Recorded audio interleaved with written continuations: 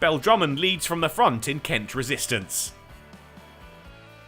Lancashire's lower order fired on day 2 with centuries from Wood and Lamb. They put 500 on the board and kept up the pressure with ball in hand, 3 wickets from Wood helping reduce Kent to 85 for 4 at the end of day 2.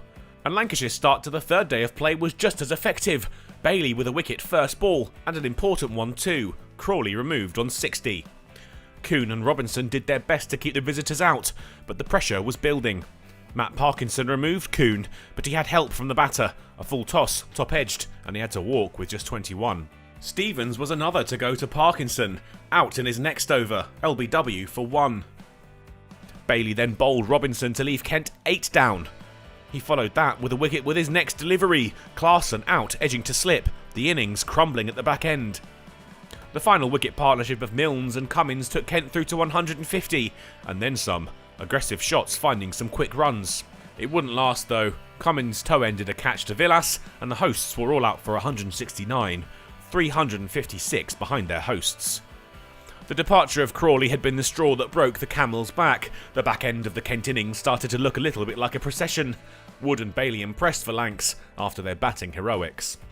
The hosts had to bat again. The follow-on was enforced, Lancashire with one eye on wrapping this up before the end of the day. But the sun shone on Kent, their openers enjoying a solid start to the second innings, Drummond and Cox finding their way to 50. It was a good period of play for the hosts. They finally found some stability and played their way towards 3 figures now, and the captain was soon into the 40s. After a difficult start to the season, Drummond batted his way to 50. Still work to do for the Kent captain, but the knock would do him the world of good. He guided his team to 3 figures, some tired Lancashire bowling feeling the effects of their impressive morning. Parkinson disappeared over the boundary as Cox took him on. It wouldn't be long before Cox joined his skipper on 50. 73 balls taken to get there, an intrepid innings from the young opener, full of attacking intent. And at tea, Kent had advanced to 141 without loss from 35 overs. The pair kept on going after the interval, breezing past 150. They were showing some real resilience as Lancashire threw everything they had at them, their partnership steamrollering on. It'd be almost halfway through the session before Lancashire picked up their first wicket.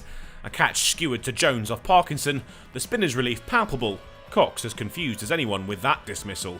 Drummond pushed on though. He was determined not to throw away this start, and his early season demons were banished when he hit Parkinson away for 1. The captain giving his side a glimmer of hope in a dying light. Kent closed on 209 for 1, a great effort following on, but they'll have to better it and bat most of the final day to make sure they get a draw. For Lancashire the target is simple, pick up 9 wickets.